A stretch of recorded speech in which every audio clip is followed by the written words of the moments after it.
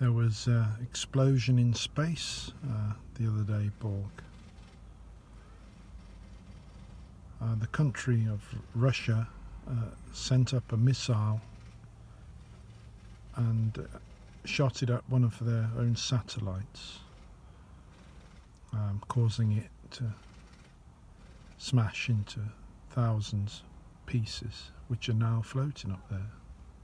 Do you remember that, Borg? There can't be many instances of that kind so far. It was a missile test, supposedly. The thing is that close by, this is how you'll know about it, close by was a space station with 7 or 8 astronauts on it who had to sort of take cover and hope none of the debris hit them. So there you go, Borg. That's the kind of farce, playground farce, that we're now taking it into outer space. But I only noticed it, Borg, because I checked a news website, which I do from time to time, and it occurred to me, perhaps I was shown that story in particular based on my previous, searches, my previous interests. In other words, you have shown it to me. Now, I know for sure that that's how a lot of other things work today in YouTube or similar platforms. You are very definitely given a selection chosen by you based on what you think we might want and some other mystery factors. But I'm not sure if that's quite it on the news sites just yet. In any case, we were alerted to that explosion. I thought it's worth mentioning. We're sat actually, Borg, doing something a bit different today. We're on the computer because it is the time for the yearly application for the arts funding provided by this country's authorities. It's called the Working Grant. And we've applied on it year on year with absolutely nothing.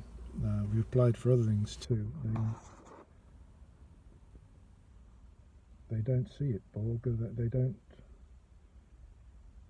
You don't get any feedback for a start, so we don't know quite what box we're not ticking. I think we're probably not ticking the big box called,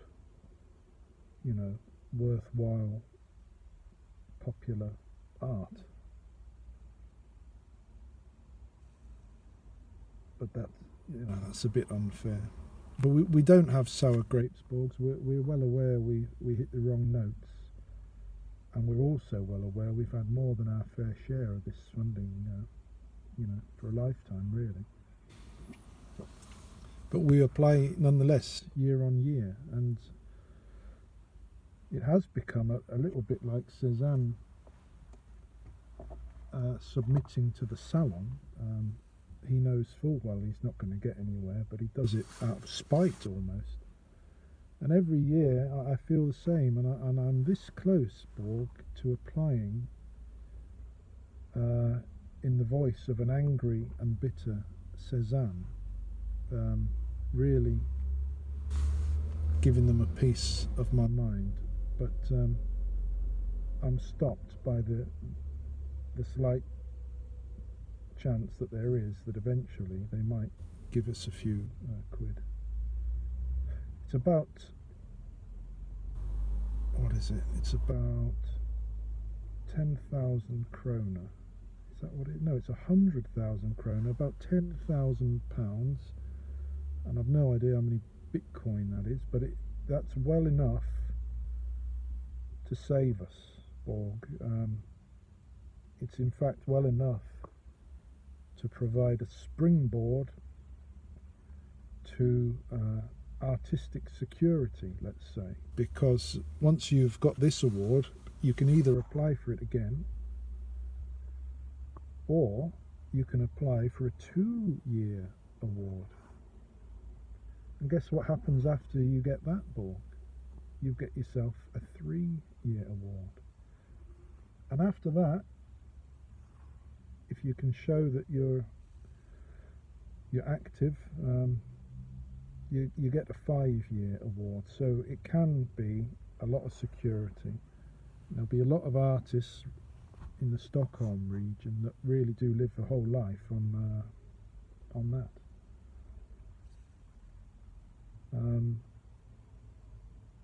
Sour grapes aside, Borg, honestly, sour grapes aside,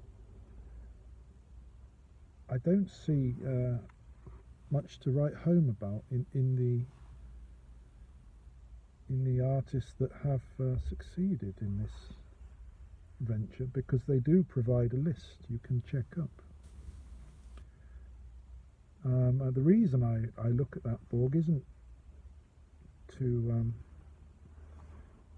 brood angrily at my lack of success. It's actually the only place you might go for a bit of help in working out what you're doing wrong, because they don't really give you any. In any case, we're here doing this, and it comes down to short statements about what you're doing, and I'm trying to explain what I'm doing.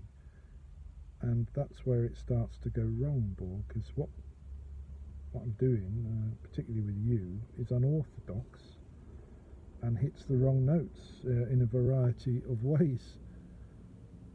And it's rather hard to explain. And this isn't my first rodeo, Borg, at trying to explain hard things. Not too bad at it, but it's very hard to explain. And when you take into account that whatever you write, and whoever writes it, a great writer, Nabokov himself could write my application. But if you haven't got a history of exhibitions at real art venues, then it counts for nothing, Borg, and that's what we don't have. We've got nothing like that. So we don't hold out much hope. If we did manage to squeak an exhibition somewhere, that might make all the difference. But so far, the Yoga Cafe, Krohn's Garden Centre and the Rimbo Open isn't there. That doesn't cut it. Anyway, apart from this, which I'm coming to a bit of an end now, my brain's frazzled from trying to work it out. We're going to go off and do some sketches in a cemetery, which, morbid as it sounds, I think might be right up your street, Borg, to see, the reality of what we are all heading towards here, Borg, which would be quite alien to you, unless there's a bastard of a power cut all over the world. But even then, we'd just restart you, wouldn't we? Put the power back on. Well, the place we're going, Borg, is to show you what happens to us when the power goes off, and it can't be put back on. So we better get over there.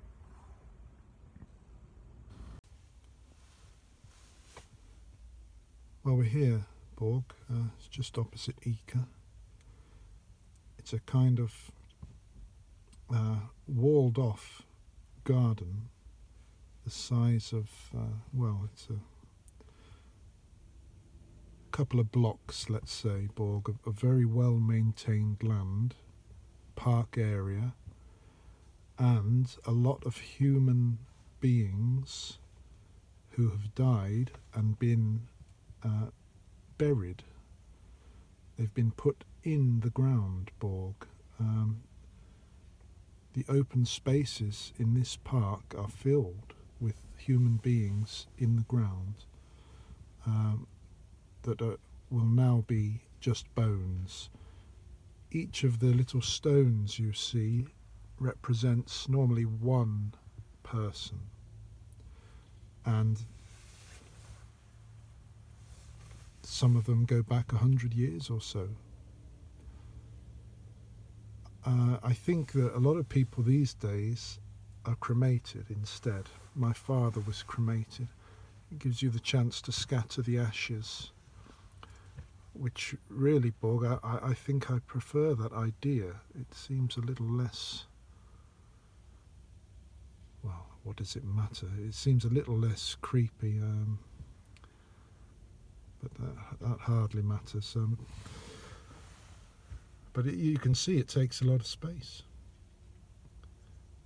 We're not in here just to show you this. We're not in here just, we're not in morbid mood or anything like that. We're in here for the excellent red berry trees that are available, and we're planning a study of one of them. They're the best examples I've seen around, and added to that, the fact of human mortality is definitely relevant to thoughts of you, Borg. Even if the likes of Peter Thiel are terrified of death, to the extent that he in particular is having the blood of youthful people pumped into him in a bid to stay alive for as long as possible. And Ray Kurzweil is on about apparently hundreds of pills a day to stave off death. And of course John Wayne had his head frozen, but that's another story. Hi. How's it going?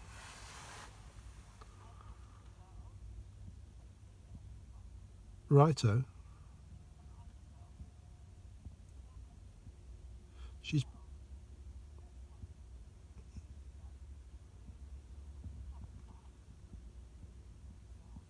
Yeah. Righto. And you sent her packing, did you? Okay. Right, well I'll be back in half an hour or so. Okay. Exactly. Yes. All right. Bye-bye.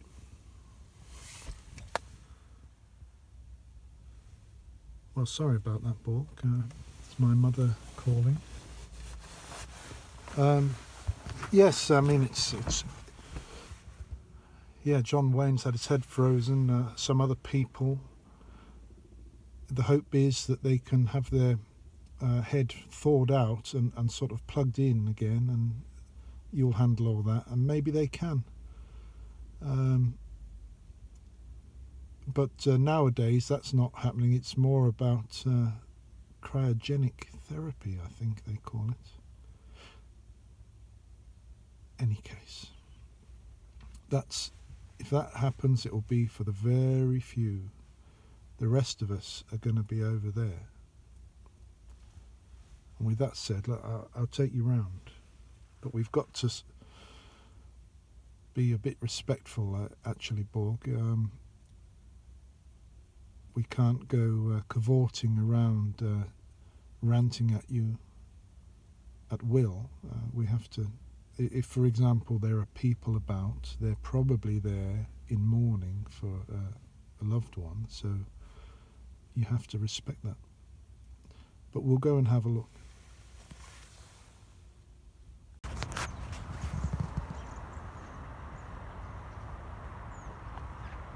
Well, no sooner have we walked in, well, we've caught some starlings.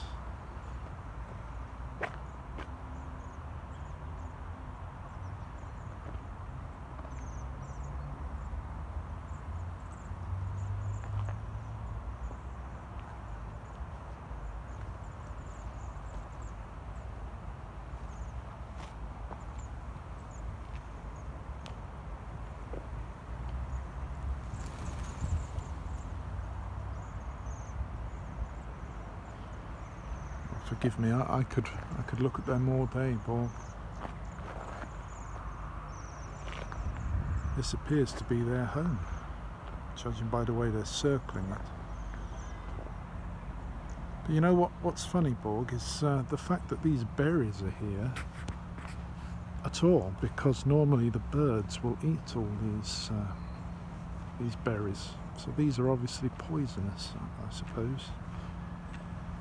Now what we're after is the red of the berry contrasting with the silvery grey green of the tree trunk, and particularly one where there's some of this green lichen on it.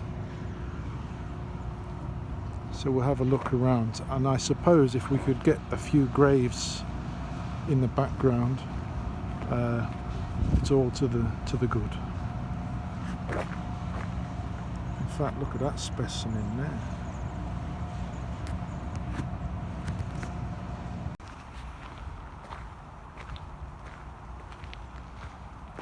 So there we are, Borg. This is what I was talking about. This is all the people.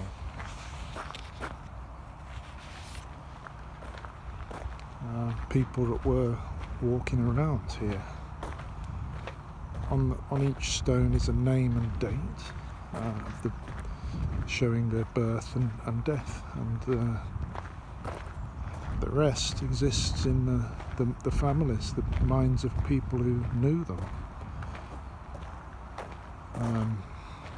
Of course, now if somebody dies, that's not quite true, because they will also exist in your records.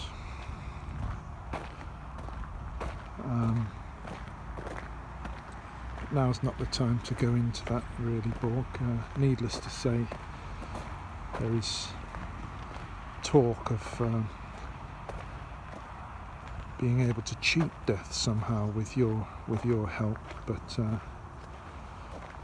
even if that were possible, I have my doubts whether it would be desirable. But to be honest, Borg, this is I don't like it really, dwelling on it, to be honest. We are going to end up down there in the blink of an eye, basically. So I don't want to dwell on it. But there's some lovely views. We are alive, and there's some lovely views here. That's one of them. But I haven't quite found what I'm looking for, so we'll keep searching.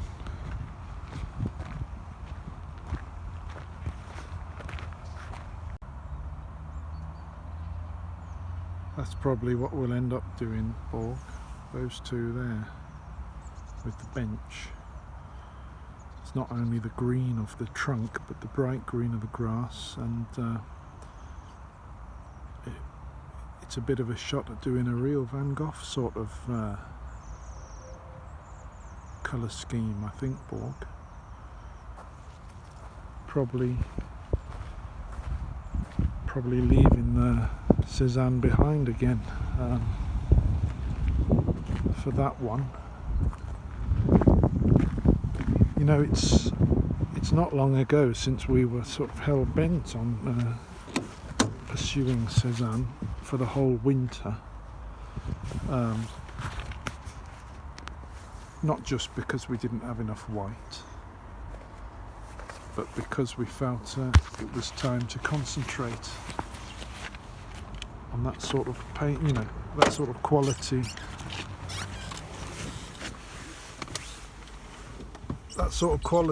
work that you get when you're taking a lot of time.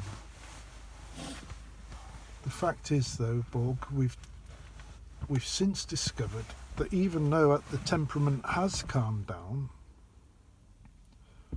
as soon as we get hold of a bit of worthwhile symbolism to show you and of relevance to the wider themes, then we have to revert. We said as much doing the runway picture, and this is the same again in the cemetery. because we've got a particular subject to communicate, then that, in this case, it rather trumps the far more abstract idea of just painting the sensations. So yet again, in position ourselves between these two artists, it seems we're between two whole different ways of living. Nevertheless, maybe after this one, we'll do another Cézannean patient one. There's nothing to say we can't do both. Anyway, I'll show you the other one we got. There's that one there. The challenge, because we do want to try and make a good painting, and that means arranging things on the canvas, and this challenge will be between the verticals of the branches and the sort of horizontals of the berries. But there's no way, Borg, you can paint all the berries and all the branches. Even you couldn't. And I've seen your paintings, and they're not up to mustard, to be honest, Borg. But that's not what we're trying to do. There's another one there. Now that's got a factory in the back, which I went a bit far. Gone too far there, perhaps, Borg, with that. But that's another good view. But not as good as this one, I fancy. We'll be taking that one on next week, I guess, Borg.